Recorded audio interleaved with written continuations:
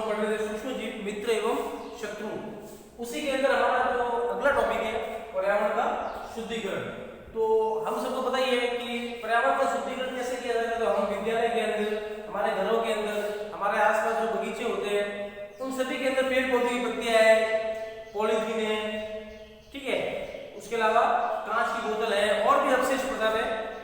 उन सभी अवशेष पदार्थों को हम एक गड्ढे में डालने के पश्चात क्या करेंगे, हम धीरे धीरे देखोगे वही अवशिष्ट पदार्थ जो है वो अपघटित होना शुरू हो जाएगा। अपघटित होने के पश्चात वो खाद के रूप में उसका निर्माण होता है। उसी खाद का उपयोग जो है मनुष्य के द्वारा जो जीव जंतु और पौधों के लिए उसी का पुनः उपयोग में लिया जा सकता है। तो किस प्रकार से खाद का निर्माण होता है, तो जैविक खाद जिसे हम कहते हैं। तो आज हम थोड़ा सा उदाहरण के द्वारा जो है उसी को समझेंगे। एक एग्जाम्पल, एक छोटा सा प्रयोग करेंगे हम। मैंने यहाँ पे दो गमले लिए हैं, दोनों को नाम दे दिया नंबर 1 गमला और नंबर 2 गमला। दोनों के अंदर जो मिट्टी, दोनों गमलों को मैंने आधा आधा मिट्टी से भर दिया है। तो पहले ही गमले के अंदर मैं क्या लूंगा, पौधों से प्राप्त अपशिष्ट। इसी के अंदर कह सकते हैं कि पौधों की पत्तियां हैं या पौधों से निकलने वाला कचरा है। इसी के अंदर लेंगे अपशिष्ट पदार्थ पॉलीथीन, ठीक है, कांच की बोतल,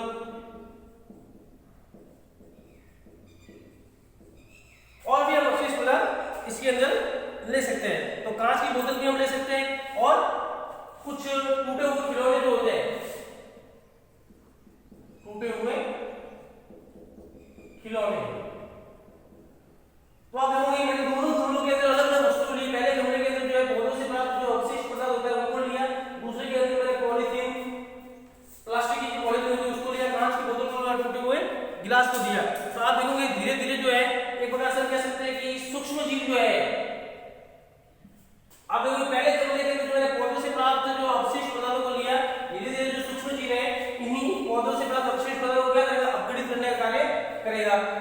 इसी के अंदर तो धीरे धीरे पौधे से प्राप्त जो अपशिष्ट पदार्थ होंगे धीरे धीरे क्या करेंगे, सूक्ष्म जीव उसी को धीरे धीरे अपघटित करना शुरू कर लेंगे। और पौधों से प्राप्त जो अपशिष्ट पदार्थ होंगे, पौधों की पत्तियां हैं या पौधों से निकलने वाला अन्य जो अपशिष्ट पदार्थ है, धीरे धीरे खाद के रूप में उसका निर्माण हो जाएगा। लेकिन पॉलीथीन, प्लास्टिक की पॉलीथीन है, कांच की बोतल है, टूटे हुए खिलौने हैं, उसको मैंने दूसरे गमले के अंदर लिए तो क्या आप देखोगे कि सूक्ष्म जीव जो है इन्हें नष्ट नहीं कर सकता। तो आप देखोगे कि जैविक खाद जो है जो पौधों से प्राप्त होने वाले अपशिष्ट पदार्थों से प्राप्त हुई थी, धीरे धीरे आप देखोगे खाद जो है वो सरल पदार्थों के अंदर उसका निर्माण हो जाता है, जिसे जैविक खाद कहते हैं। उसी का खाद का उपयोग जो है फसल के लिए कर सकते हैं। अब आप देखोगे कि इसी का उपयोग जो एक प्रकार से कह सकते हैं कि इसी के अंदर जो हानिकारक जो सूक्ष्म जीव भी होते हैं, कुछ लाभदायक सूक्ष्म जीव भी होते हैं। तो हानिकारक सूक्ष्म जीव और लाभदायक सूक्ष्म जीव कौन कौन से, उनके बारे में भी हम पढ़ेंगे। उससे पहले हम पढ़ेंगे कि रोगजनक किसे कहते हैं या रोगाणु किसे कहते हैं। तो मनुष्य में, इसकी परिभाषा लिख रहा हूं मैं, मनुष्य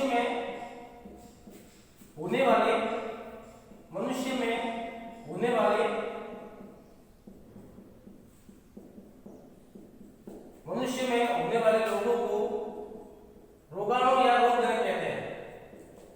रोगाणु या रोगजनक कहते हैं। तो हमने जब पाठ शुरू किया था उसी के अंदर हमने कहना पड़ा था कि कुछ सूक्ष्म जीव जो होते हैं वो लाभदायक होते हैं, कुछ सूक्ष्म जीव क्या होते हैं, हानिकारक होते हैं।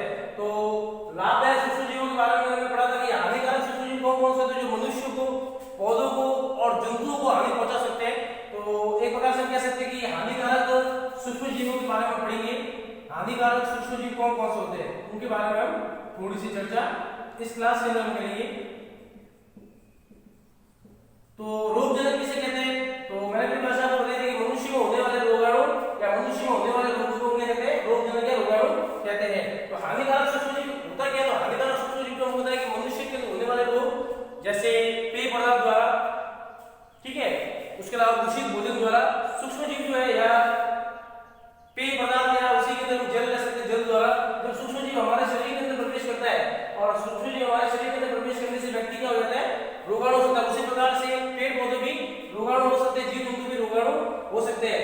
तो आप देखोगे कि ऐसे बहुत सारे रोगों के बारे में हमने पढ़ा था, सूक्ष्म जीव के बारे में पढ़ा था, लेकिन मैंने कुछ सूक्ष्म जीवों को एग्जाम्पल भी दिए थे। उसी के अंदर मैंने कुछ रोग बताए थे, आपको बीमारियां बताई थी, जैसे हैजा है, टाइफाइड है, चेचक है, हेपेटाइटिस है। ये ऐसी बीमारी जो सूक्ष्म जीवों के द्वारा होती है। तो सूक्ष्म जीवों के द्वारा जो है आप देखोगे कि वर्तमान समय के अंदर कोरोना वायरस चल रहा है। तो वायरस जो है ना एक प्रकार से आप देखोगे कि एक प्रकार से हानिकारक सूक्ष्म जीव के द्वारा ये वायरस भी प्रवेश कर रहा है। तो मनुष्य ये भी ऐसा वायरस है कोरोना वायरस जो मनुष्य में होने वाला एक रोग है। तो आप देखोगे इसके संक्रमण के अंदर जो है रोगाणु जो है एक व्यक्ति से दूसरे व्यक्ति के द्वारा जो है ये सूक्ष्म जीव आसानी से मनुष्य के अंदर प्रवेश कर सकता है।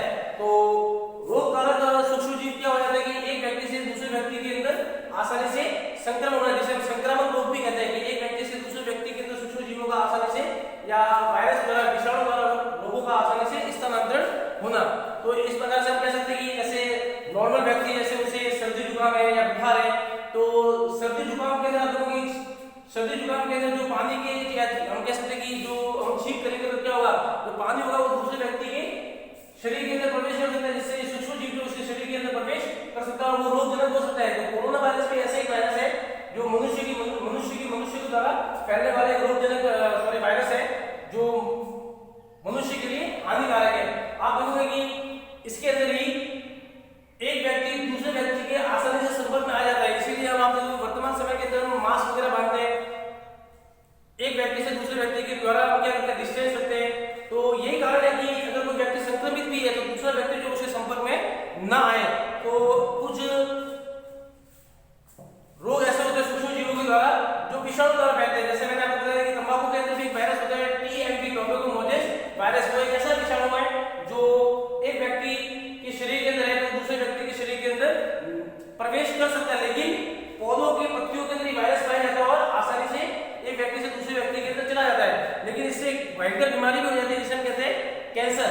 तो मैंने भी वायरस की बात की, कोरोना वायरस जो भी एक ऐसा ही वायरस है जो आप देखोगे जैसे किसी व्यक्ति को नॉर्मल सा बुखार है, सर्दी खांसी है, अगर वो छींक रहा है उसके फेस के ऊपर मास्क बांधा हुआ नहीं है, अगर वो छींक रहा है और वही छींकने वाला जो लक्षण है अगर हमारे शरीर के अंदर प्रवेश कर रहा है, आप देखोगे जैसे मैं छींक रहा हूँ नॉर्मल सा और छींकने के पश्चात मेरे जो वायरस के जो कण होंगे वो कहाँ जाएंगे, वायु के अंदर जाएंगे। वायु के द्वारा जो है हमारे शरीर के अंदर भी या मुख द्वारा जो है या नाक द्वारा जो हमारे शरीर के अंदर भी वायरस प्रवेश कर सकता है। तो इस प्रकार से एक व्यक्ति दूसरे व्यक्ति के द्वारा आसानी से संक्रमित हो सकता है। तो कुछ रोगकारक सूक्ष्म जीव और है, जो हानिकारक सूक्ष्म जीव और है बहुत सारे, जिसको हम अगली कक्षा के अंदर सारणी के रूप में पढ़ेंगे। रोगकारक सूक्ष्म जीव कौन कौन से, उसके बचाव कौन से इसके तरीके होंगे बचाव के, कौन कौन से सूक्ष्म जीव के द्वारा जो इसके अंदर कौन सा वायरस होता है, उन सभी के बारे में विस्तार से जो है सारणी पूरी सारणी के द्वारा हम पढ़ेंगे। तो आज हमने क्या पढ़ा कि पर्यावरण को कैसे शुद्ध कर सकते हैं।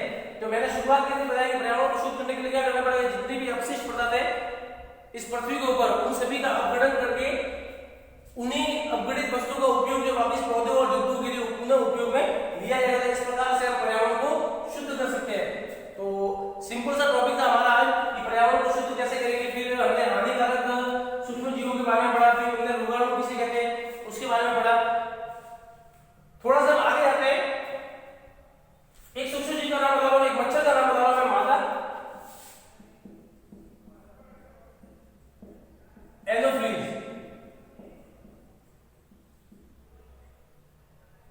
मादा एनोफ्लिस एक ऐसा मच्छर है जो आप देखोगे कि जिसको द्वारा बहुत सारी बीमारियां उत्पन्न हो सकती है, जैसे मलेरिया है, डेंगू है, बहुत सारी ऐसी बीमारियां जो हो सकती है।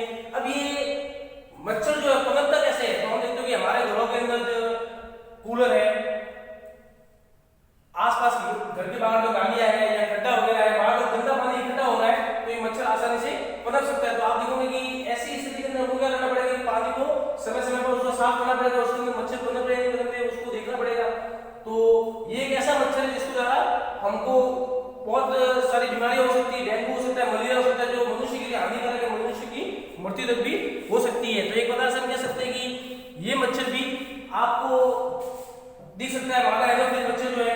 एक प्रकार से कह सकते हैं कि मादा एनोफ्लिस मच्छर जो इसका वाहक क्या होगा, तो इसका वाहक क्या होगा, प्लाज्मोडियम। प्लाज्मोडियम क्या है, मादा एनोफ्लिस मच्छर का वाहक है जिसके द्वारा ये हमारे शरीर के अंदर प्रवेश करता है।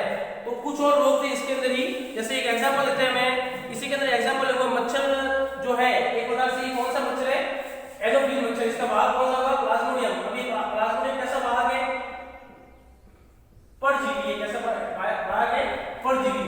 तो एक प्रकार से कह सकते हैं कि ये वाहक जो है दूसरों पे या दूसरे पर निर्भर करता है और उसी के ऊपर जीवित रहने के लिए दूसरे जीवों के ऊपर ये निर्भर करता है, प्रकार से कह सकते हैं। और भी हम इसके अंदर एग्जांपल लेंगे हम, तो एक और एग्जांपल है मैदा एडिस एगप्ती, मादा एडिस मच्छर भी कह सकते हैं हम। ये एक ऐसा मच्छर है जिसका वाहक क्या होगा, मादा एडिस मच्छर, जिसका एक प्रकार से कह सकते हैं कि ये एक ऐसा मच्छर है जिसके द्वारा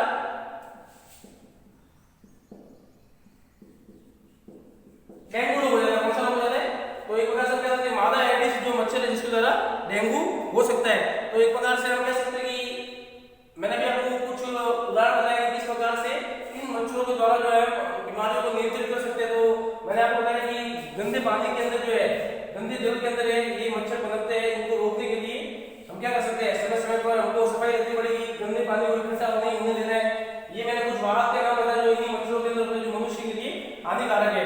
उसके अलावा हम देखते हैं कि अधिकतर मच्छर जो है पानी को भी खराब कर देते हैं। जैसे आप देखोगे कि कूलर के अंदर हम देखते हैं कि लगभग गर्मी के मौसम के अंदर जो कूलर को शुरू करते हैं तो 2 महीने तक 3 महीने तक कूलर को साफ भी नहीं करते, पूरे कूलर के अंदर जो पानी वो निकालते भी नहीं है। लेकिन आप देखोगे समय समय पर 15 दिन के अंदर ही कूलर की सफाई करनी चाहिए। इससे क्या होगा, मच्छर पनपते जाएंगे और यही मच्छर जो है हमारे लिए हानिकारक होगी। वहां अगर हमारे शरीर के अंदर प्रवेश करके तो हम रोग कारक बन सकते हैं। तो मनुष्य को होने वाले रोग जो है वो इन्हीं मच्छरों के द्वारा या सूक्ष्म जीव, हानिकारक सूक्ष्म जीवों के द्वारा हो सकते हैं। तो आज हमारा जो टॉपिक था कि पर्यावरण को कैसे हम शुद्ध कर सकते हैं, हानिकारक सूक्ष्म जीव कौन कौन से होते हैं, कौन कौन से ऐसे मच्छर होते हैं जो मनुष्य के लिए हानिकारक है। तो अब इसी के अंदर से गृह कार्य के अंदर टॉपिक जो है बड़ा, इसी के अंदर से 2-3 प्रश्न करते हैं। तो पहला प्रश्न है,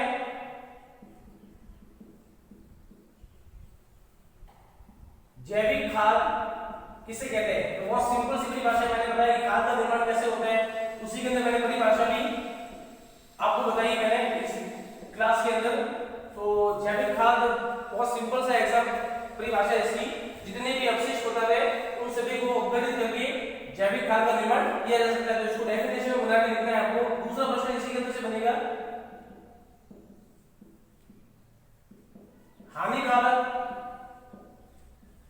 हानिकारक सूक्ष्म जीव कौन कौन से हैं, हानिकारक सूक्ष्म जीव कौन कौन से हैं। तीसरा प्रश्न बनेगा,